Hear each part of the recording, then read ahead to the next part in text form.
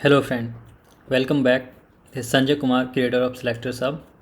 So now it's time to take the Selector Sub challenge. I hope you have watched all the tutorials and you have learned all about Selector Sub. So let's begin. What are the unique innovations in Selector Sub? Auto attribute suggestion while typing, shadow DOM support, error handling. All of the above. I hope you know the answer. My answer is all of the above. Which all locators can be generated from Selector Sub? XPath, cssSelector, XPath and cssSelector, all possible locators. I hope you know the answer. Selector Sub generate all possible locators. What information Selector Sub gives if inspected element is inside iframe? It shows in iframe but doesn't give iframe XPath. So I guess SelectorsHub gives more information, not just in iframe. The second option, it gives only inspected element XPath. No, it shows in iframe. Third option, it shows in iframe and gives iframe XPath along with all possible selectors for inspected element. This looks correct. D option, it gives iframe XPath only. No, C is right answer. Do we need to set the driver command every time in Selector Sub? No.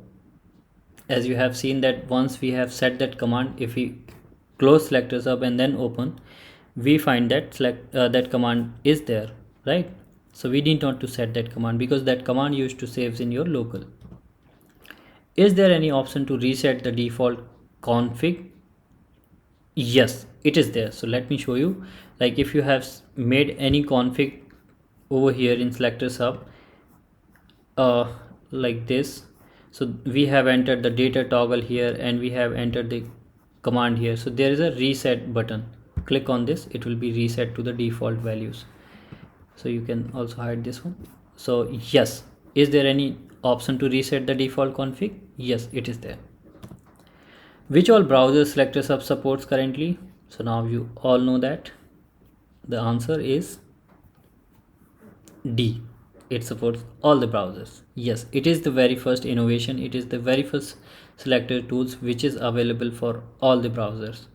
And the most important, it is available for Safari browser. Please check out this for Safari browser and please check out the video tutorial before using it for the Safari browser. I have created a separate video for Safari because it has a little bit different functionality. So please check out that one. Is it possible to generate XPath with or without ID in Selector Sub? So you know the answer. Yes, it is possible. Does Selector Sub support Java only? No, Selector Sub supports all the technologies. Does Selector Sub support all automation API framework like Selenium, Cypress, WebDriver, IO, etc.? You know the answer. Yes. Can Selector Sub save the config in local? Yes, it saves. So yeah, that's what pretty much about SelectorsHub for now. With that, thank you so much, and I would again request you, please guys, please like, share and comment in the section. Let me know your thoughts about this tutorial series. I will add more tutorials for the 3.0 version which is coming very soon out there, and do check out the Selector Sub 3.0 innovations, what are the coming there in the playlist. And please share Selector Sub with everyone. I'm sure you must have learned so many new things today through this series, and of course you will learn a lot when you will use Selector Sub about XPath and selectors and the DOM. So yeah, with that, thank you so much. Keep sharing, keep loving and keep supporting Selector Sub.